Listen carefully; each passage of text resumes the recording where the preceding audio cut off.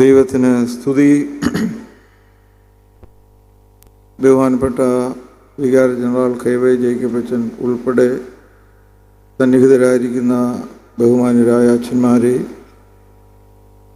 നമ്മുടെ പ്രിയപ്പെട്ട MP ശ്രീ കൊടുക്കുന്നേൽ സുരേഷ്, സന്നിഹിതരായിരിക്കുന്ന ദൈവജനമേ, ഗായക സംഘത്തിൻ്റെ അംഗങ്ങളെ, ഇന്ന് നമ്മുടെ മുഖ്യ പ്രസംഗം നിർവഹിക്കുന്ന മുൻ സഭാ സെക്രട്ടറിയും നമുക്കെല്ലാവർക്കും ഉറ്റ സുഹൃത്തുമായ CB സൈമണച്ചൻ, നിങ്ങൾക്കെല്ലാവർക്കും ക്രിസ്തുയേശുവിൽ സ്നേഹവന്ദനം. നമ്മുടെ തെക്കിൻ്റെ മാരാമൺ എന്ന് ഇവിടെ വിശേഷിപ്പിച്ച മാരാമൺ കൺവെൻഷൻ കഴിഞ്ഞാൽ സഭയിലെ ഏറ്റവും വലിയ കൺവെൻഷൻ ആയ കൊട്ടാരക്കര കൺവെൻഷൻ ദൈവനാമത്തിൽ മാർത്തോമാ സഭയുടെ മെത്രാപ്പൊലീത്ത തിരുവനന്തപുരം കൊണ്ട് ഔപചാരികമായി ഉദ്ഘാടനം ചെയ്തു കഴിഞ്ഞു. ഇനി അടുത്ത 8 ദിനങ്ങൾ നമ്മൾ ഈ വചന കൂടാരത്തിൽ ദൈവവചനം കേൾക്കുന്നതിനായിട്ട് ഒത്തുചേരുകയാണ്. നമ്മൾ പ്രാർത്ഥനാപൂർവം ഒരുങ്ങി വന്ന് സംബന്ധിക്കുന്ന ഭദ്രാസനത്തിൻ്റെ ഏറ്റവും പ്രധാനപ്പെട്ടതും അനുഗ്രഹിക്കപ്പെട്ടതുമായ സമയമാണ് നമ്മുടെ ഈ കൺവെൻഷൻ ദിനങ്ങൾ. പുതിയ ഭദ്രാസനം ആരംഭിച്ചത് എൻ്റെ ആദ്യത്തെ അധ്യക്ഷൻ അഭിമന്യ കൂർലോസ് സവർഗൻ മെത്രാപ്പൊലീത്ത തിരുമേനിയാണ്. അദ്ദേഹത്തിൻ്റെ കഠിനാധ്വാനവും ദീർഘവീക്ഷണവും ഈ ഭദ്രാസനത്തിന് അതിശക്തമായ ഒരു അടിത്തറയാണ് പാകിയിട്ടുള്ളത്. എല്ലാ ദിശകളിലും എല്ലാ മേഖലകളിലും ദൈവകൃപയോടെ അദ്ദേഹത്തിന് പ്രവർത്തിക്കുവാൻ കഴിഞ്ഞു. അതിനുശേഷം ബർണ്ണബാസ് തിരുമേനി തൻ്റെ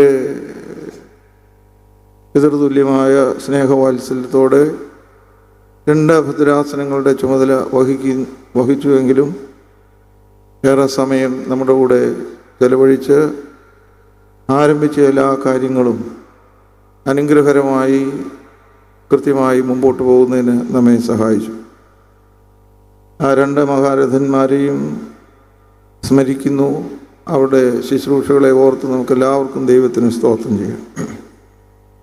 അതിനുശേഷമാണ് സഭയുടെ ക്രമം അനുസരിച്ച് എപ്പിസ്കോപ്പൽ സിനഡിൻ്റെ തീരുമാനമനുസരിച്ച് ഈ കൊട്ടാരക്കര പുനലൂർ ഭദ്രാസനത്തിൻ്റെ ചുമതല വഹിക്കുവാനായിട്ട് ദൈവം അവസരം നൽകിയിരിക്കുന്നു.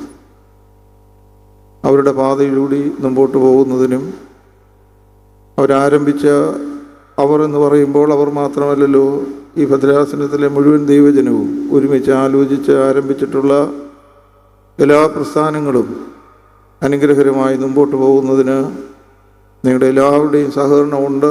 എങ്കിലും ഈ കൺവെൻഷനിൽ ആദ്യമായി സംബന്ധിക്കുന്ന അതിൻ്റെ അധ്യക്ഷൻ എന്നുള്ള നിലയിൽ ഞാൻ സ്നേഹപൂർവ്വം അഭ്യർത്ഥിക്കുകയാണ്.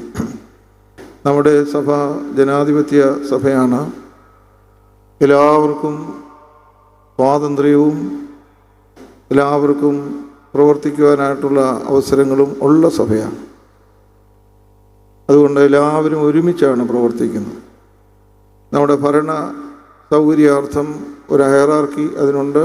മെത്രാപ്പൊലീത്ത, ഭദ്രാസന അധ്യക്ഷൻ, അച്ഛന്മാർ, സുവിശേഷകർ, സേവനിമാർ, ദൈവജനം എന്ന് നമ്മൾ പറയുന്നെങ്കിലും ഇതെല്ലാവരും കൂടി ഒരുമിച്ചുള്ള ഒരു സ്നേഹ കൂട്ടായ്മയിൽ മുമ്പോട്ട് പോകുന്ന ദൈവിക പദ്ധതിയാണ് സഭയുടെ എല്ലാ പ്രവർത്തനങ്ങളും.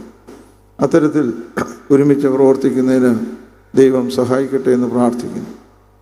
കൊട്ടാരക്കര കൺവെൻഷനെക്കുറിച്ച് ഓർക്കുമ്പോൾ എൻ്റെ മനസ്സിലാദ്യം വരുന്നത്, എൻ്റെ വീട് അടൂരാണ്. ഞങ്ങൾ 2 കൺവെൻഷനാണ് വീട്ടിൽ നിന്ന് കൊണ്ടുപോകുന്നത്. എൻ്റെ ഫാദർ ബാങ്കിൽ ജോലിയുള്ള ആയിരുന്നു. അപ്പോൾ 1 മാരാമൺ കൺവെൻഷൻ ഒരു ദിവസം പോകും. അതിന് മുമ്പാണല്ലോ കൊട്ടാരക്കര കൺവെൻഷൻ. അപ്പോൾ എൻ്റെ പിതാവിനോട് ചേർന്ന് ഇവിടെ എല്ലാ വർഷവും ഒരു ദിവസം വരുന്ന സന്തോഷകരമായ ആ നാളുകളെ ഞാൻ ഓർക്കുന്നു. അത് വളരെ സന്തോഷവും ആവേശവുമുള്ള നാളുകളായിരുന്നു. രണ്ടാമത് കൺവെൻഷനെക്കുറിച്ച് എൻ്റെ മനസ്സിൽ വരുന്നത് ഭാഗ്യസ്മരണാർഹനായ പത്മഭൂഷൺ ക്രിസോസ്റ്റം തിരുമേനി പല പ്രാവശ്യം ആവർത്തിച്ച് പറഞ്ഞിട്ടുള്ള ഒരു സംഭവമാണ്. ഈ ദേശത്തോടും ദേശവാസികളോടും സവിശേഷമായ ഒരു സ്നേഹവും ഊഷ്മളതയും ക്രിസോസ്റ്റം തിരുമേനിക്കുണ്ട് എന്ന് നിങ്ങൾക്ക് എല്ലാവർക്കും അറിയാം. ആ സന്തോഷവും സ്നേഹവും അനുഭവിച്ചവരാണ് ഇവിടെ ഇരിക്കുന്ന പ്രായമുള്ള എല്ലാ ആളുകളെന്ന്. അപ്പോൾ അദ്ദേഹം ബിഷപ്പായി ആദ്യ സമയത്ത് കൊട്ടാരക്കര കൺവെൻഷനിൽ വരികയാണ്. ആദ്യം എന്ന് പറഞ്ഞാൽ ആദ്യത്തെ വർഷമാണെന്നൊന്നും എനിക്കറിയാൻ പാടില്ല, early days of his ministry. അപ്പോൾ യൂഹാനൻ തിരുമേനി സ്റ്റേജിൽ ഇരിപ്പുണ്ട്. അപ്പോൾ അത് അന്നത്തെ സ്റ്റേജിൻ്റെ ക്രമം എനിക്ക് നിശ്ചയമില്ല, ഇങ്ങോട്ട് വരുന്നത് കാണും. അപ്പോൾ ഇങ്ങോട്ട് വരുമ്പോൾ ഈ വരുന്ന വഴിക്ക് ഒരു വല്ലിപ്പൻ തിരുമേനി കയറി കെട്ടിപ്പിടിച്ച് ഒരു ഉമ്മ കൊടുത്തു. കാരണം തിരുമേനി ഇവിടെ അച്ഛനായിട്ടിരുന്നതാണ് ഈ ദേശത്ത്. അപ്പോൾ നിശ്ചയമായിട്ടും ഇവിടെയുള്ള തിരുമേനിയോട് അടുപ്പമുള്ള ഒരപ്പച്ചനാണ്. അത് കഴിഞ്ഞ് തിരുമേനി നടന്നു വന്നപ്പോൾ യൂഹാനൻ തിരുമേനി ക്രിസോസ്റ്റം തിരുമേനി ഏറ്റവും ജൂനിയറായ തിരുമേനിയോട് പറഞ്ഞു, എൻ്റെ മെത്രാച്ച, ഇതിൽ കൂടുതൽ ഇനി എന്നാ കിട്ടാനുള്ളത്? അത്രമാത്രം ഈ സഭയെ സ്നേഹിക്കുകയും ഈ സഭയുടെ അധ്യക്ഷന്മാരെ സ്നേഹിക്കുകയും ഇതിലെ അച്ഛന്മാരെയും സുവിശേഷകരെയും സ്നേഹിക്കുകയും ചെയ്യുന്ന വല്ലാതെ സന്തോഷം നൽകുന്ന ഒരു ദേശമാണ് നമ്മുടെ ഭദ്രാസനം എന്നുള്ളത് ഞാൻ സന്തോഷത്തോടുകൂടെ ഓർക്കുന്നു. ഈ ചുരുങ്ങിയ ദിവസങ്ങളിലെ ആളുകളുമായിട്ടുള്ള സംഭാഷണങ്ങൾ കൊണ്ടും അവരുടെ ഇടപാടുകൾ കൊണ്ടും ഒക്കെ എത്രയോ വർഷം കഴിഞ്ഞാണെങ്കിലും എനിക്കും കൃത്യമായിട്ടത് ഫീൽ ചെയ്യും. വളരെ സ്നേഹവും കരുതലും ഉള്ള ഒരു ദേശം. അത് നമ്മുടെ സഭയുടെ അഭിമാനമാണ്. ഈ സഭയുടെ വലിയ അസറ്റാണ് ഈ ദൈവജനം. ഒരു പക്ഷേ അല്ല, ഞാനിവിടെ നിൽക്കുന്നത്, ഞാനൊരു ബിഷപ്പാണെന്ന് അറിയുന്നത് നിങ്ങൾ പറയുമ്പോൾ മാത്രമേ ഉള്ളൂ. ഇവിടെ ആരുമില്ല. എന്താ ബിഷപ്പുള്ളത്? ഒരു ബിഷപ്പുമില്ല.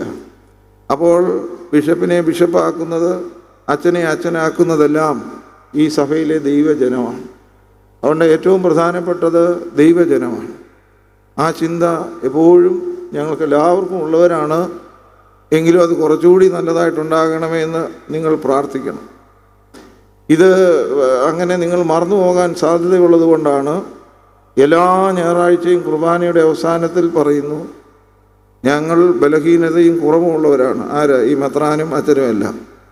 നിങ്ങൾ സന്തോഷിച്ച് ഉല്ലസിച്ച് സമാധാനത്തോടെ പോയി ഞങ്ങൾക്ക് വേണ്ടിയും പ്രാർത്ഥിക്കണം എന്ന് പറഞ്ഞു. എല്ലാ ആഴ്ചയും ആവർത്തിക്കുകയാണ്. എന്നാൽ നിങ്ങളുടെ ഒരു സ്നേഹമൊക്കെ ഉണ്ടെങ്കിലും ഒരു 75% പ്രാർത്ഥിക്കാത്തത് കൊണ്ടാണ് ഞങ്ങളൊക്കെ ഇങ്ങനെയായി പോയത് എന്ന് ഞാൻ ഒന്ന് ഓർമ്മിപ്പിക്കുന്നു. അതുകൊണ്ട് ഇനി അതൊരിക്കലും മറക്കരുത്. അതുകൊണ്ട് നമ്മൾ പ്രതീക്ഷകൾ അർപ്പിക്കുമ്പോൾ ആ പ്രതീക്ഷകൾ പൂർത്തീകരിക്കുന്നതിനുള്ള ഒരു പ്രാർത്ഥനയുടെ വലിയ ബലം നമുക്ക് എപ്പോഴും ഉണ്ടാകണം. ഞാൻ വെറുതെ ഒന്ന് ചോദിക്കുകയാണ്, അവിടെ ഇരിക്കുന്ന സ്ത്രീകൾ, ഞാനിവിടെ വന്നിട്ട് ഇപ്പോൾ 28ാം ദിവസമാണ്. ഈ കഴിഞ്ഞ ഒരു 3 ദിവസം ഞങ്ങളുടെ പുതിയ ഭദ്രാസന തിരുവേനിക്ക് വേണ്ടി പ്രാർത്ഥിക്കുന്നുവെന്ന് കള്ളം പറയാതെ സത്യം മാത്രം പറഞ്ഞ് ശീലിച്ചിട്ടുള്ള നിങ്ങൾക്കൊന്ന് കൈപൊക്കാം. 2 എണ്ണമുണ്ട്. അതാണ് ഞാനിങ്ങനായി പോകുന്നത്. അതുകൊണ്ടാണ് ബാക്കിയിരിക്കുന്ന മുഴുവൻ ആളുകളും എല്ലാ ദിവസവും ഓർക്കാൻ പോകണ്ട, മാസത്തിലൊരിക്കൽ അങ്ങനെ ചെയ്യണം. അങ്ങനെ ചെയ്യുകയല്ല എന്ന് ധാർഷ്ട്യത്തോട് ഉറപ്പുള്ളവർക്ക് എഴുന്നേറ്റ് നിൽക്കാം. അവരെ കണ്ടേച്ച് ഞാൻ ദുഃഖിതരായി പോയിക്കൊള്ളട്ടെ, വരുത്തരുമില്ല. അപ്പോൾ അതൊരു വലിയ സന്തോഷം. അപ്പോൾ ഇത് വളരെ പ്രധാനമാണ്. ഇതൊരു കൂട്ടായ നമ്മുടെ സംഘമാണ്. 66ാമത് കൺവെൻഷൻ മെത്രാപ്പോലീത്ത ഉദ്ഘാടനം ചെയ്തല്ലോ. എന്താണ് ഈ കൺവെൻഷനിൽ നിന്ന് നമുക്ക് സാധിക്കേണ്ടത്? അടിസ്ഥാനപരമായി തിരുമേനി സൂചിപ്പിച്ചു കഴിഞ്ഞു. ഈ വചന കൂടാരത്തിൻ്റെ ഏകവും പ്രഥമവുമായിട്ടുള്ള ഉദ്ദേശ്യം എന്ന് പറയുന്നത് വേദപുസ്തകം പഠിക്കുക എന്നുള്ളതാണ്. ഒരു ക്രൈസ്തവനെ സംബന്ധിച്ചിടത്തോളം വേദപുസ്തകം എന്നുള്ളത് നമ്മുടെ അടിസ്ഥാന പ്രമാണമാണ്. അത് നമ്മുടെ ആത്മീയ യാത്രയ്ക്ക് ആവശ്യമായിട്ടുള്ള കൃത്യമായ ദിശാബോധം നൽകുന്നതാണ്. വേദപുസ്തകം പഠിക്കുക എന്ന് പറഞ്ഞാൽ നമുക്കെല്ലാവർക്കും അറിയാം, വേദപുസ്തകത്തിൻ്റെ ഓതർ, വേദപുസ്തകം ഇപ്പം വിശുദ്ധ മത്തായിയുടെ സുവിശേഷം എന്ന് പറഞ്ഞാൽ നമ്മൾ പെട്ടെന്ന് പറയുന്നതും സ്വീകരിക്കുന്നതുമായ കാര്യം വിശുദ്ധ മത്തായി എഴുതി എന്നാണ്. പക്ഷേ ആഴത്തിലുള്ള അന്വേഷണം നമുക്ക് മനസ്സിലാകും, വിശുദ്ധ മത്തായി എഴുതിയെങ്കിലും അത് ദൈവവചനമാണ്. അതിൻ്റെ ഓതർ എന്ന് പറയുന്നത് ദൈവമാണ്. അപ്പോൾ ഓരോ വചന കേൾവിയും നമ്മൾ കേൾക്കുന്ന ദൈവവചനം ആരാണോ അതിൻ്റെ ഓതർ, അത് എഴുതിയവൻ, അവനിലേക്ക് എത്തുക എന്നുള്ളതാണ്. അതുകൊണ്ട് ഇതൊരു യാത്രയാണ്. ഈ വചന കേൾവിയിലൂടെ ആ വചനത്തിൻ്റെ സ്രോതസ് നമുക്ക് മനസ്സിലാക്കും. അതിമനോഹരമായ ഒരു ഉപമ തിരുമേനി ഇവിടെ സൂചിപ്പിച്ചു ഇന്ന് ചിന്താ വിഷയത്തിലുള്ളത്. അത് നമുക്ക് കേൾക്കണമെങ്കിൽ നമ്മുടെ ബാഹ്യ നേത്രങ്ങളെയും ശബ്ദ കോലാഹലങ്ങളെയും നമ്മൾ ഒഴിവാക്കി നമ്മുടെ അന്തരിന്ദ്രിയങ്ങളിൽ എല്ലാം ഏകാഗ്രമാക്കി ആ ദൈവത്തിൻ്റെ ശബ്ദത്തിന് വേണ്ടി നമ്മൾ കാത്തിരിക്കണം. ദൈവത്തിൻ്റെ ശബ്ദത്തിന് വേണ്ടി ആര് കാത്തിരുന്നാലും അവന് ദൈവത്തിൻ്റെ ശബ്ദം കേൾക്കാം. നമ്മൾ എന്താഗ്രഹിക്കുന്നുവോ അത് നമുക്ക് കിട്ടും. നമ്മളോട് ഈ കേരളത്തിലെ മഹാനായ കവി പറഞ്ഞു, അവനവൻ്റെ സ്വർഗം സൃഷ്ടിക്കും, അവനവൻ്റെ നരകവും സൃഷ്ടിക്കും. ദൈവത്തെ പിടിച്ച് ഇതിനകത്തൊന്നും നമുക്ക് ഇടേണ്ട കാര്യമില്ല. നമ്മളുടെ സ്വർഗം സൃഷ്ടിക്കണം. ആ സ്വർഗം സൃഷ്ടിക്കുന്നതിന് വചനത്തിൻ്റെ ആഴമായ അന്വേഷണം നമുക്ക് ആവശ്യമാണ്. അതുകൊണ്ട് വചനത്തിൻ്റെ വെറുതെയുള്ള വായനയല്ല. ഇവിടെ ഇരിക്കുന്ന നിങ്ങളോട് ചോദിച്ചാൽ, പ്രത്യേകിച്ച് ഈ സേവികാ സംഘത്തിൻ്റെ അംഗങ്ങളോട് ചോദിച്ചാൽ, ഈ വേദപുസ്തകത്തിലെ എല്ലാ വാക്യവും നിങ്ങൾ കാണാതെ പറയും. ഏതെങ്കിലും ഒരു ഭാഗത്തൊരു തപ്പൽ വന്നാൽ അതിൻ്റെ ആദ്യത്തെ അക്ഷരം ഒന്ന് പറഞ്ഞാൽ മതി, ബാക്കി നിങ്ങൾ പറയും. വേദപുസ്തകം കാണാതെ പഠിച്ചാൽ നമുക്ക് നന്മയുണ്ടാകുമോ? ഇല്ല. വേദപുസ്തകം കാണാതെ പഠിക്കുന്നതല്ല പ്രധാനം, വേദപുസ്തകം വായിക്കുന്നതുമല്ല പ്രധാനം. വേദപുസ്തകം നമ്മളെ വായിക്കണം. Permit the scripture, permit the Bible to read us. വേദപുസ്തകം നമ്മളെ വായിച്ചാൽ നമ്മളുടെ കാഴ്ച മാറും, കാഴ്ചപ്പാടുകൾ മാറും, ദർശനം മാറും, മൂല്യബോധങ്ങൾ മാറും, നമ്മൾ ദൈവബോധമുള്ളവരായിത്തീരും. So we are called to be wordy people in the world. ഈ ലോകത്തിൽ വചനജീവികളായി മനുഷ്യരായി ജീവിക്കാനായിട്ട്, വചന മനുഷ്യനായി ജീവിക്കാതെ ഇരുന്നാൽ നമ്മൾ വന്യ മനുഷ്യരായിട്ട് മാറും. പിന്നെ അത് ഹിംസ്ര ജീവികളാകുകയാണ്. പിന്നെ അത് അവരനെ നശിപ്പിക്കുന്ന ചിന്തയാണ്. അവരനെ നമ്മൾ ഉപദ്രവിക്കുന്ന സ്ഥിതിയിലേക്ക് മാറും. അതുകൊണ്ട് വേദപുസ്തകത്തിൻ്റെ വെറും വായനയല്ല, വേദപുസ്തകം നമ്മെ വായിക്കാനായിട്ട് അനുവദിക്കണം. ഇപ്പോൾ ഇവിടെ ഇരിക്കുന്ന സ്ത്രീകളോട് കൂടുതൽ ചോദിക്കുന്ന അവരാണ് ഈ കൂടുതൽ വായിക്കുകയും ഇതൊക്കെ ധരിക്കുകയൊക്കെ ചെയ്യുന്നത്. അപ്പോൾ അതുകൊണ്ട് നമ്മുടെയൊക്കെ വേദപുസ്തകത്തിൽ നമുക്ക് വാക്യത്തിൻ്റെ അടിയിലൊക്കെ വരയിട്ടിട്ടുണ്ടോ? നിങ്ങൾ കേൾക്കുകയല്ലേ പറയുന്നു? ഉണ്ടോ? ആ വാക്യങ്ങൾ നിങ്ങൾ ഇപ്പം വേണ്ട, വീട്ടിൽ പോയി എന്ന് നോക്കണം. നിങ്ങൾ അടിവര ഇട്ടിരിക്കുന്ന വാക്യങ്ങൾ, യഹോവ എൻ്റെ ഇടയനാകുന്നു, എനിക്ക് മുട്ടുണ്ടാകുകയില്ല, മിക്കവാറും വര കാണും. മുമ്പേ ദൈവരാജ്യം എൻ്റെ നീതി അന്വേഷിക്കുക, അതോടെ എല്ലാം കിട്ടും, വരയുണ്ട്. ഇങ്ങനെ നിങ്ങൾ വരയിട്ട്. എന്നാൽ നിന്റെ ശത്രുവിനെ വിശക്കുന്നുവെങ്കിൽ തിന്മാൻ കൊടുക്കുക, വരയില്ല. അതുകൊണ്ട് എവിടെയാണ് വരയിടുന്നത് എന്നുള്ളതിനെ ആശ്രയിച്ചാണ് നമ്മുടെ ദൈവബോധം. ഇന്നത്തെ വരയിടൽ നമ്മുടെ സൗകര്യത്തിന് വേദപുസ്തകത്തെ വായിക്കുന്നതാണ്. ദൈവം ആഗ്രഹിക്കുന്നത് നിന്റെ ശത്രുവിനെ വിശക്കുന്നുവെങ്കിൽ അവന് തിന്മാൻ കൊടുക്കണം. 1 മൈൽ പോകാൻ പറഞ്ഞാൽ 2 മൈൽ പോകണം. ഉണ്മാനും ഉടുക്കാനും ഉണ്ടെങ്കിൽ മതി എന്ന് വെക്കണം. വര കാണുമോ ഇല്ലയോ? ഇവിടെ ഇരിക്കുന്ന സ്ത്രീകൾ ഇങ്ങോട്ട് നോക്കിയാട്ട് ആദ്യത്തെ കാര്യം, വരയുണ്ടോ? ഇല്ല. അതുകൊണ്ട് ഇപ്പോഴത്തെ വേദപുസ്തകം അങ്ങ് മടക്കി വെച്ചിട്ട് പുതിയൊരു വേദപുസ്തകം വായിക്കണം. അത് വായിക്കണം. അത് ബിഷപ്പും അച്ഛനും ഇവിടെ ഇരിക്കുന്ന മുഴുവൻ ആളുകളും വായിക്കണം. എങ്ങനെയാണ് നമ്മൾ വേദപുസ്തകം വായിക്കുന്നത്? അതിനോട് ചേർന്ന് പുരുഷന്മാരോട് എനിക്ക് ദൈവനാമത്തിലൊരു കാര്യം ഓർമ്മിപ്പിക്കാനായിട്ടുണ്ട്. അത് നിങ്ങൾ എന്നോട് പിടങ്ങാതിരിക്കുക. കഴിഞ്ഞ 2.5 വർഷത്തോളമായി ഞാനൊരു പരീക്ഷണത്തിൽ ഏർപ്പെട്ടിരിക്കുകയാണ്. ഏറ്റവും കൂടുതൽ സത്യം പറയുന്നത് കുട്ടികളാണ്. പിള്ളവായിൽ കള്ളമില്ല എന്നുള്ളത്.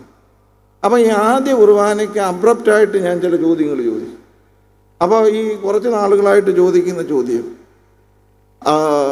നിങ്ങളുടെ വീട്ടിൽ കുടുംബ പ്രാർത്ഥനയുണ്ട്? ഉണ്ട്. രാവിലെയാണോ വൈകിട്ടാണോ? വൈകിട്ടാണ് കൂടുതലും. വേദപുസ്തകം വായിക്കും. പാട്ട് പാടുമ്പോൾ പാടും.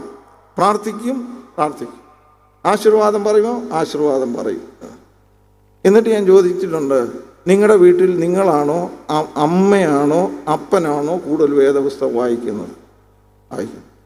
80% മാർത്തോമാക്കാരനും വേണ്ട രീതിയിൽ വചനം വായിക്കുന്നില്ല. 66ാമത്തെ കൺവെൻഷൻ്റെ ആദ്യത്തെ ദിനത്തിൻ്റെ അധ്യക്ഷ പ്രസംഗത്തിൽ കൊട്ടാരക്കര പുനലൂർ ഡയസിസിലെ പുരുഷന്മാരോടും അല്ലാതെ ഇവിടെ വന്നിരിക്കുന്നവരോടും വചനം വായിക്കാത്ത വായ അശുദ്ധമായിരിക്കും. അശുദ്ധമായതിൽ നിന്ന് അശുദ്ധമായതേ വരികയുള്ളൂ. നമ്മുടെ വായ വചനത്താൽ ശുദ്ധീകരിക്കപ്പെടണം. നിന്റെ വചനം എൻ്റെ അണ്ണാക്കിന് എത്ര മധുരം. ആ മധുരതരമായ വായിൽ നിന്ന് വരുന്ന വാക്കുകൾ ആരെയും മുറിപ്പെടുത്തുന്ന വാക്കുകളല്ല, മുറിവ് കെട്ടുന്ന വാക്കുകളായിരിക്കും. അത് അകലങ്ങൾ സൃഷ്ടിക്കുന്ന വാക്കുകളല്ല, അത് അകലം അവസാനിപ്പിക്കുന്ന വാക്കുകളായിട്ട് തീരും. അപ്പോൾ നമുക്ക് ഇന്ന് മാത്രമല്ല, സ്ത്രീജനങ്ങളോട് പറഞ്ഞു, ഇവിടെ വന്നതേ ഉള്ളല്ലോ, ഇപ്പം കയറി പറഞ്ഞാൽ അവരും പിണങ്ങും, നിങ്ങളും പിണങ്ങും. അതായത് വേദപുസ്തകം വായിക്കാത്ത ഒരു പുരുഷൻ ഒരു 75 or 80 കഴിഞ്ഞ പ്രായവും വായിക്കാൻ വിഷമമൊക്കെ ഉള്ളവരാണെങ്കിൽ അവർക്ക് ഒരു എക്സംഷൻ കൊടുക്കാം. ബാക്കി ആരോഗ്യമുള്ള വായിക്കാൻ അറിയാവുന്ന പുരുഷന്മാർ ഉള്ള വീട്ടിൽ വേദപുസ്തകം വായിക്കാതെ ആശീർവാദം പറയാൻ തുടങ്ങിയാൽ സ്ത്രീകൾക്ക് എൻ്റെ അധികാരം ഉപയോഗിച്ച് ആശീർവാദം പറയാൻ സ്ത്രീകൾ അനുവദിക്കരുത്.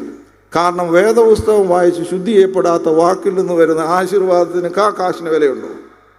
ഞാനിവിടെ നിങ്ങളോട് സംസാരിച്ചിട്ട്, നിങ്ങളോട് മോശമായി സംസാരിച്ച്, ഒരു ബിഷപ്പ് ഉപയോഗിക്കാൻ പാടില്ലാത്ത പദപ്രങ്ങൾ ഉപയോഗിച്ചിട്ട് ആകാശവും ഭൂമിയും സൃഷ്ടിച്ച കർത്താവിനാൽ അനുഗ്രഹിക്കപ്പെട്ടതാണെന്ന് പറഞ്ഞാൽ ദൈവം എൻ്റെ ആശീർവാദം കേൾക്കാൻ പോകുന്നു. അപ്പോൾ ചിലർ എന്നെ നോക്കുന്നുണ്ട്, ഇപ്പോഴും തൻ്റെത് കേൾക്കുകയല്ല എന്ന് ധരിക്കുന്നവരുണ്ട്. അത് അങ്ങനെ ധരിക്കുന്നവർക്ക് അവർ വേറെ വില കൊടുക്കേണ്ടി വരും. അതുകൊണ്ട് അപ്പം ഇതൊക്കെ വളരെ പ്രധാനമാണ്. ഇപ്പോൾ ഞാൻ നിങ്ങളോട് ചോദിക്കുകയാണ്, ഇന്ന് രാവിലെ വേദപുസ്തകം വായിച്ചു വന്ന പുരുഷന്മാരുണ്ടെന്ന് ചോദിച്ചാൽ കൈവക്കാൻ ആൾ കൂടുതലായിരിക്കും കുറവായിരിക്കും എന്നാണോ ഇവിടെ ഇരിക്കുന്ന നിങ്ങളുടെ ഒരു അഭിപ്രായം?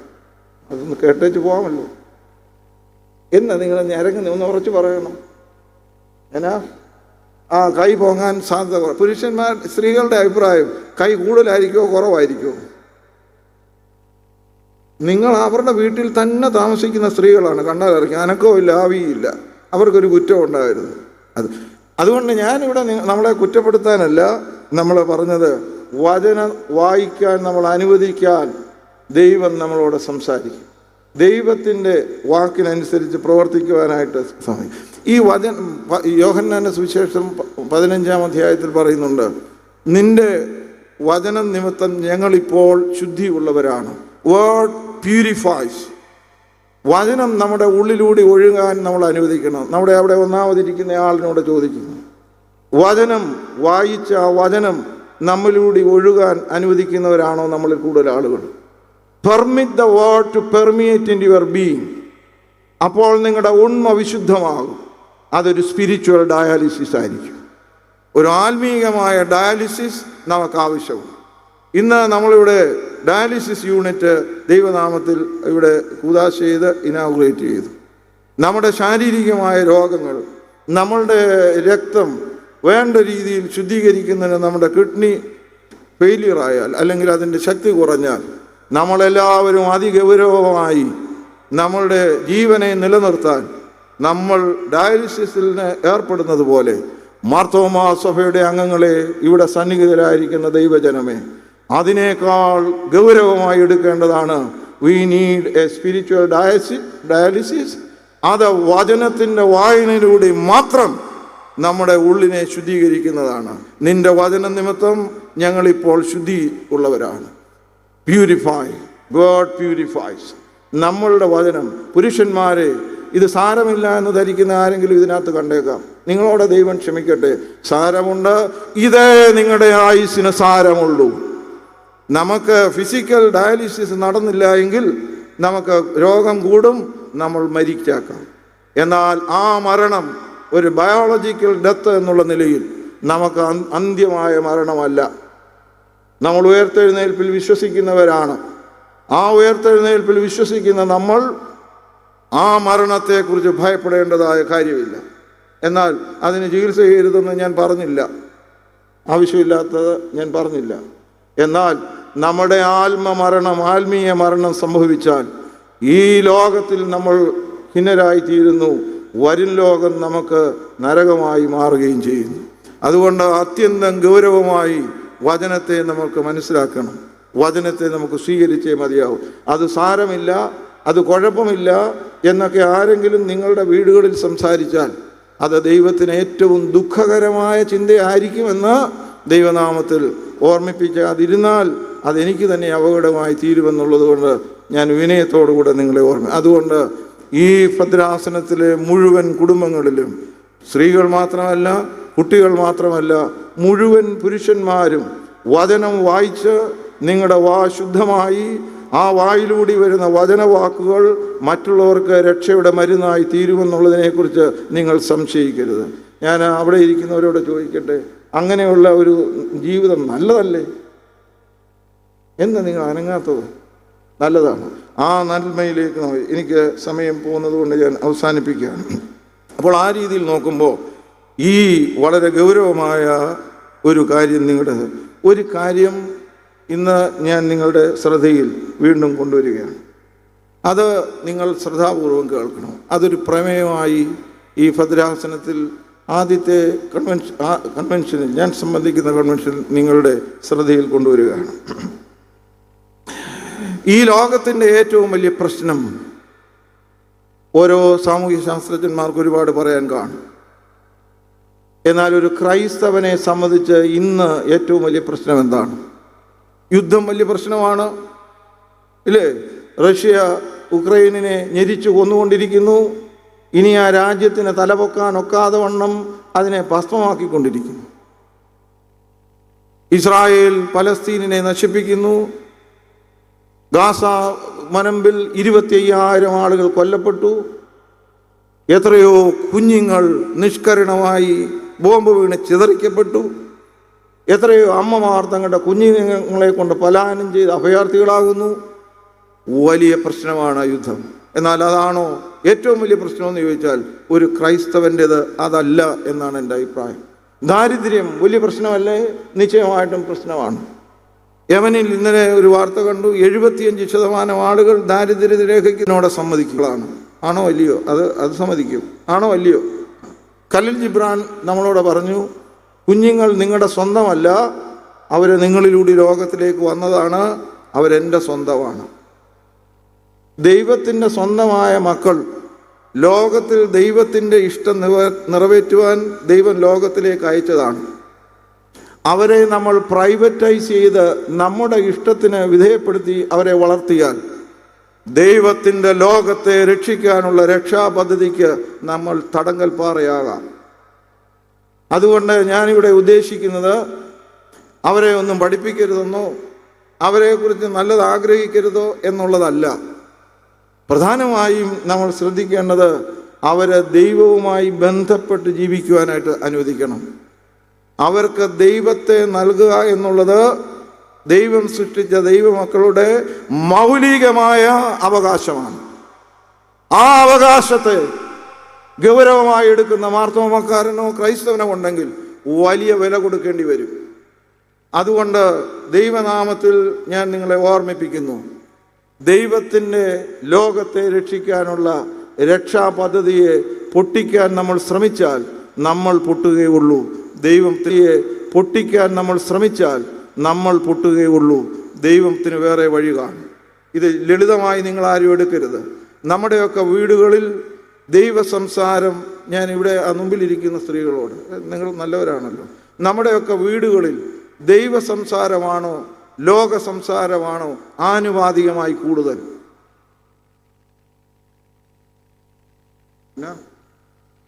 നിങ്ങൾ എന്നെ ഇങ്ങനെ അനങ്ങാപ്പാറകളായിട്ടിരിക്കുന്നേ. ഇവിടെ ഇരിക്കുന്ന ഒരൊറ്റ മനുഷ്യരുടെ വീട്ടിലും ഒരൊറ്റ ദൈവമക്കളുടെ വീട്ടിലും ഇനിയും ആനുപാതികമായിട്ടെങ്കിലും 15 മിനിറ്റ് ലോക സംസാരമാണെങ്കിൽ 5 മിനിറ്റ് ദൈവ സംസാരം നടത്തുന്നത് മര്യാദയാണോ മര്യാദകേടാണോ? മുമ്പിലിരിക്കുന്ന 4 പേര് എന്നാ മര്യാദയാണ്. ഇവിടെ ഇരിക്കുന്ന പുരുഷന്മാരെ, ആ മുമ്പിലിരിക്കുന്നവർ, നിങ്ങളുടെ വീട്ടിൽ 25 മിനിറ്റ് ലോകവും രാഷ്ട്രവും എന്തെല്ലാം സംസാരം, ലൗകിക സംസാരങ്ങൾ ആയിക്കൊള്ളട്ടെ. 10 മിനിറ്റ് നിങ്ങളുടെ ഭാര്യയും മക്കളും ഒരുമിച്ചിരുന്ന് ദൈവ സംസാരം നടത്തുന്നത് മര്യാദയാണോന്ന് ഉത്തരം പറയേണ്ട. മര്യാദ മാത്രമാണ്. അല്ലെങ്കിൽ നമ്മൾ ഈ പത്രാസുകളൊന്നും കാണിക്കുന്നത് കൊണ്ട് യാതൊരു ഗുണവുമില്ല. അതുകൊണ്ട് എൻ്റെ ഈ വർഷത്തെ പ്രോപ്പൊസിഷൻ, നമുക്ക് നമ്മുടെ കുട്ടികളെ സ്വന്തമാക്കാൻ ശ്രമിക്കരുത്. Permit God to use them. അങ്ങനെ അവർ ഡോക്ടറാകട്ടെ. അപ്പോൾ ഭാരതത്തിലെ 6 ലക്ഷം വരുന്ന ഗ്രാമങ്ങളിൽ അടിസ്ഥാനപരമായ മെഡിക്കൽ സർവീസിലും കിട്ടും. അങ്ങനെ അവർ ഏത് ജോലിയിലും പ്രവേശിക്കട്ടെ. അവരനുഗ്രഹിക്കപ്പെട്ട ദൈവസാക്ഷ്യമുള്ളവരായിട്ട് തീരും. അപ്പോൾ അങ്ങനെയുള്ള ഒരു ഗൗരവമായ കാര്യം നമ്മൾ എടുത്തില്ലെങ്കിൽ നമ്മൾ ദൈവത്തിന് എതിര് പ്രവർത്തിക്കുന്നു എന്നുള്ളത് മറന്നു പോകരുത്. അപ്പോൾ ദൈവത്തെ ലഭിക്കുക എന്നുള്ളത് ഒരു കുഞ്ഞിൻ്റെ മൗലികാവകാശമാണ്. ദൈവത്തെ നൽകുക എന്നുള്ളത് മാതാപിതാക്കളുടെ അടിസ്ഥാനപരമായ ഉത്തരവാദിത്വമാണ്. അങ്ങനെ ദൈവവും മാതാപിതാക്കളൂടെ ചേരുമ്പോൾ വളർന്നു വരുന്നതായ ഒരു തലമുറയിൽ യുദ്ധം ഉണ്ടാകുകയില്ല. കാരണം അടുത്ത് നിൽക്കുന്നവൻ അന്യനല്ല, അടുത്ത് നിൽക്കുന്നവൻ എൻ്റെ സഹോദരനാണെന്ന് കാണും. അടുത്ത് നിൽക്കുന്നവൻ അപകടകാരിയാണ്, അവനെ കോൺക്രീ ചെയ്യണമെന്ന് വരുമ്പോഴാണ് ഇസ്രായേൽ പലസ്തീനെ നശിപ്പിക്കാൻ ശ്രമിക്കുന്നത്, റഷ്യ ഉക്രൈനെ നശിപ്പിക്കാൻ ശ്രമിക്കുന്നത്, ഒരാൾ അയൽവക്കക്കാരനെ നശിപ്പിക്കാൻ ശ്രമിക്കുന്നത്, അടുത്ത് ബിസിനസ് ചെയ്യുന്നവനെ തകർക്കാൻ ശ്രമിക്കുന്നത്, കൂടെ പഠിക്കുന്നവനെ അവൻ്റെ മാർഗ് നശിപ്പിക്കാൻ ശ്രമിക്കുന്നത്, കൂടെ പഠിക്കുന്ന കുട്ടിയെ നമ്മൾ ആത്മഹത്യയിലേക്ക് നടത്താൻ പ്രേരിപ്പിക്കപ്പെടുന്നത്. അടുത്ത് നിൽക്കുന്നത് സഹോദരിയാണെങ്കിൽ കൊലപാതകം ആവശ്യമില്ലല്ലോ. അടുത്ത് നിൽക്കുന്നവൻ സഹോദരനാണെങ്കിൽ അവനുമായിട്ട് യുദ്ധം പ്രഖ്യാപിക്കേണ്ട കാര്യമില്ലല്ലോ. അടുത്ത രാജ്യം നമ്മുടെ ശത്രുവല്ല, നമ്മളുടെ തന്നെ സഹോദരങ്ങളാണെന്ന് കണ്ടാൽ യുദ്ധം ആവശ്യമില്ലല്ലോ. ഈ ലോകത്തിൽ യുദ്ധത്തിന് ഉപയോഗിക്കുന്നതായ പണത്തിൻ്റെ പകുതി ഉണ്ടെങ്കിൽ ദാരിദ്ര്യം ഇല്ലാതെയാകുകയല്ലേ? ഇതൊക്കെ ആത്മീയ വിഷയങ്ങളാണോ? ആത്മീയ വിഷയം തന്നെയാണ്, ആത്മീയ വിഷയം തന്നെയാണ്. നമ്മളിങ്ങനെ ഒരു വല്ലാത്ത ആത്മീയ അന്തരീക്ഷം സൃഷ്ടിച്ച് അതിനകത്ത് ഇങ്ങനെ യാഥാർത്ഥ്യങ്ങളെ കാണാതെ, വെളിയിലോട്ട് നോക്കാതെ ഞാനും എൻ്റെ ദൈവം എന്ന് പറഞ്ഞ് ജീവിക്കുന്നത് ദൈവവുമായിട്ടൊരു ബന്ധമുള്ള വിഷയങ്ങളല്ല. ഞാൻ അവസാനിപ്പിക്കുക. അങ്ങനെയാണെങ്കിൽ ദൈവജനമേ, ഞാൻ ഇത്രയും പറഞ്ഞത് അത്ര സ്വീകാര്യമായ കാര്യമല്ല, എനിക്കറിയാം. എന്നാൽ എനിക്കൊരു സന്തോഷ വാർത്ത ഇവിടെ പറഞ്ഞാണ് അവസാനിപ്പിക്കാനുള്ളത്. അതെന്നാന്ന് ചോദിച്ചാൽ, നമ്മളെല്ലാവരും നല്ല മനുഷ്യരാണ്. Ultimately and basically we are all good people. നമ്മുടെ ഗുണം കൊണ്ടല്ല, നമ്മൾ ദൈവത്തിൻ്റെ സ്വരൂപത്തിലും സാദൃശ്യത്തിലും സൃഷ്ടിക്കപ്പെട്ടത് കൊണ്ടാണ്. ആ നന്മയുള്ള മനുഷ്യർ, ആദം ഹവ്വ, ദൈവം കൂടെ യാത്ര ചെയ്യുന്ന ആ നന്മയുള്ള മനുഷ്യർ, ആ നന്മയും ബന്ധവും താർക്കാൻ ഒരൊറ്റയാളാണ് ആഗ്രഹിക്കുന്നത്. അത് അയൽവക്കക്കാരനല്ല, ഭാര്യ ഭർത്താവിനെതിരെയല്ല, കൂടെ പഠിക്കുന്നവനല്ല, കൂടെ ജോലി ചെയ്യുന്നവനല്ല, കൂടെ ബിസിനസ് ചെയ്യുന്നവനല്ല. അവൻ്റെ പേരാണ് സാത്താൻ, ഈവിൾ പവർ. അത് ഏദൻ തോട്ടത്തിൽ ആരംഭിച്ചതാണ്. വിശുദ്ധ പത്രോസ് നമ്മളോട് പറയുന്നു, അലറുന്ന സിംഹം പോലെ നമ്മളെ വിഴുങ്ങാനായിട്ട് ശ്രമിച്ചുകൊണ്ടിരിക്കുന്നു. അങ്ങനെയുള്ളപ്പോൾ ദൈവമക്കളായ നമ്മൾ ഈ ലോകത്തിൻ്റെ വെറും ലൗകിക അടിമകളായി തീരാൻ ആഗ്രഹിക്കുന്ന ഒറ്റയാളേ ഉള്ളൂ. അതിൻ്റെ പേരാ ഇപ്പം പറഞ്ഞത്. എന്നാ പറഞ്ഞത്?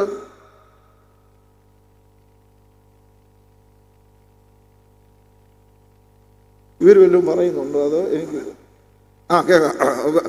സൈമണത്തിന് ഒരു നല്ല മനുഷ്യനാണ്. അദ്ദേഹം പറഞ്ഞു, അവരെല്ലാം നല്ല ഉത്തരവാണ് പറഞ്ഞത്, കേൾക്കുന്നില്ലെന്നേ ഉള്ളെന്ന് എന്ന് പറഞ്ഞാൽ ഞാൻ പൊട്ടനാണെന്നാണ് ഈ സ്റ്റേജെ വിളിച്ചിരുത്തി പറഞ്ഞുകൊണ്ടിരിക്കുന്നത്. അത് കർത്താവിൽ ക്ഷമിക്കുന്നു. അപ്പോൾ ഇത് വളരെ ഗൗരവമായ കാര്യമാണ്, ഗൗരവമായ കാര്യമാണ്. അപ്പോൾ നല്ലവരായ നമ്മളെ നശിപ്പിക്കാൻ ആഗ്രഹിക്കുന്ന ഏകമായ ഈ ശക്തി, ഈ പൈശാചിക ശക്തിയോട് പത്രോസിനോട് യേശു പറഞ്ഞ വാക്ക് പഠിക്കാൻ ഇന്ന് പറഞ്ഞിട്ട് പോകണം. അതായത് പത്രോസിനോട് പത്രോസ് പറഞ്ഞു, യേശു പറഞ്ഞു, നമുക്ക് യെരുശലേമിലേക്ക് പോകാം, അവിടെ മരണമാണ്, അവിടെ ക്രൂശിക്കപ്പെടും, മനുഷ്യപുത്രൻ അവിടെ ക്രൂശിൽ കയറും. പത്രോസ് പറഞ്ഞു, അരുതേ കർത്താവേ, നിനക്കങ്ങനെ സംഭവിക്കരുത്, നിനക്ക് ക്രൂശ് വരരുത്, നീ മരിക്കരുത്, നീ ഞങ്ങളുടെ കൂടെ വേണമെന്നുള്ളത് പ്രഥമ ദൃഷ്ടിയ എന്തൊരു നല്ല ഒരു ഉപദേശമാണ്. അങ്ങനെ പറഞ്ഞ പത്രോസിനോട് യേശു പറഞ്ഞ വാക്ക് നിങ്ങൾ ഒരിക്കലും മറക്കരുത്. ഗെറ്റ് ബിഹൈൻഡ് മീ സൈറ്റൻ, സാത്താനെ എന്നെ വിട്ടുപോക്കൂ, നീ ദൈവത്തിൻ്റെതല്ല, എന്നെ കുഴിയിൽ ചാടിക്കാൻ വന്നവനാണ്. ദൈവജനമേ, നല്ലവരായ നിങ്ങൾ, നല്ലവരായ നമ്മുടെ ഈ നന്മ കണ്ട് അസൂയപ്പെട്ട് നമ്മളെ നരകത്തിലെത്തിക്കാൻ അലറുന്ന സിംഹം പോലെ നടക്കുന്ന സാത്താനോട് നമുക്ക് പറയാൻ ഒറ്റ വാക്ക് മതി. അതെന്താണ് പറയുന്നത്? സാത്താനെ എന്നെ വിട്ടു. അവിടെ ഇരിക്കുന്ന 2 പുരുഷന്മാർ സാത്താൻ എന്ന് പറഞ്ഞപ്പോൾ എന്നെ ക്രൂരമായി നോക്കുന്നു. അങ്ങനെ നോക്കിക്കൊണ്ട് ദോഷമൊന്നുമില്ല. അതുകൊണ്ട് ഈ വർഷത്തെ നമ്മുടെ കൺവെൻഷൻ വന്ന് വചനം കേട്ട് മടങ്ങിപ്പോകുന്നവരല്ല, വചനത്താൽ വായിക്കപ്പെട്ട് ദൈവിക പ്രഭയിൽ വചനത്തിൻ്റെ വെളിച്ചത്തിൽ പുതിയ കാഴ്ചപ്പാടുള്ളവരായി ഈ ലോകത്തിൽ ജീവിക്കാം. 2 പ്രമേയങ്ങൾ ഞാൻ അവതരിപ്പിച്ചത് നിങ്ങളുടെ മരണം വരെ മറക്കാൻ പാടില്ല. 2ാമത്തെ പ്രമേയം ഗൗരവമായി എനിക്ക് തോന്നുന്നതാണ്. അത് ദൈവത്തിന് ലോകത്തെ രക്ഷിക്കാനുള്ള ദൈവത്തിൻ്റെ രക്ഷാ പദ്ധതികളായ തലമുറയെ നമ്മുടെ ഇഷ്ടത്തിനനുസരിച്ച് രൂപപ്പെടുത്തി നമ്മൾക്ക് പ്രോഫിറ്റ് ഉണ്ടാകത്തക്കവണ്ണം അവരെ നയിക്കുന്നുവെങ്കിൽ അത് ദൈവത്തോട് ചെയ്യുന്ന വലിയ ക്രൂരതയാണെന്നും അത് ദൈവത്തിൻ്റെ ലോകരക്ഷയ്ക്ക് നമ്മൾ ചെയ്യുന്ന തടസ്സമാണെന്നും എനിക്ക് തോന്നുന്നത് നിങ്ങൾ വിഴുങ്ങണ്ട. എനിക്ക് തോന്നുന്ന ദുഃഖം നിങ്ങളുമായി പങ്കിട്ടുന്നേ ഉള്ളൂ. ഒരു പുതിയ തലമുറ നമുക്കുണ്ടാകണം. അപ്പോൾ പുതിയ ആകാശവും പുതിയ ഭൂമിയുടെ വിരിയും. പിന്നെ യുദ്ധമില്ല, പിന്നെ ഇവിടെ ദാരിദ്ര്യമില്ല, പിന്നെ ഇവിടെ പ്രകൃതിയുടെ ചൂഷണമില്ല. നമ്മൾ ക്രിസ്തുവിൽ സമൃദ്ധമായ ജീവനിൽ ജീവിക്കുന്നതിനിടയാകും. ഞാൻ ഇച്ചിരി സമയം കൂടുതൽ എടുത്തു പോയത് കർത്താവിൽ നിങ്ങൾ ക്ഷമിക്കുക. ബഹുമാനപ്പെട്ട CV സൈമൺ അച്ഛനോട് ഞാൻ പറഞ്ഞു 40 മിനിറ്റ് അച്ഛൻ പ്രസംഗിക്കും ആണ് പറഞ്ഞത്. അപ്പോൾ അതെല്ലാം നമ്മൾ ശ്രദ്ധയോടെ ഇപ്പോൾ ഞാൻ പറഞ്ഞത് ചില അഭിപ്രായങ്ങൾ പറഞ്ഞതേ ഉള്ളൂ. അത് വചനത്തെക്കുറിച്ചുള്ള അഭിപ്രായങ്ങളാണ്. ഇനി എന്താണ് വചനമെന്ന് അതിമാധുര്യമായി ഭാഷയുടെ ഇങ്ങനെ ഒരു കുത്തൊഴുക്കിൽ ഇതൊക്കെ പറയണം. അല്ലെങ്കിൽ പമ്പയാറ് കുത്തൊഴുകുന്ന പോലെ ഒഴുകി പൂക്കളയും അതുപോലെ പ്രശാന്ത സുന്ദരമായ മലയാള ഭാഷയുടെ ഒഴുക്കിൽ നമ്മളെ ഒരു അഭൗമികമായ ലോകത്തിലേക്ക് നയിക്കുവാൻ കഴിവുള്ള അച്ഛൻ. ഇങ്ങനെയൊക്കെ ഞാൻ പറയുമ്പോഴും അങ്ങനെ പറയുന്നത് കേട്ടിരുന്ന് ആസ്വദിക്കാനായിട്ട് എൻ്റെ അസൂയയും എൻ്റെ ഈ മറ്റുള്ളവൻ്റെ നന്മയെ പൂർണ്ണമായി സ്വീകരിക്കാനുള്ള കഴിവുകേടുള്ളത് കൊണ്ട് അതും എന്നോട് ക്ഷമിക്കണമേ എന്ന് നിങ്ങളൊന്ന്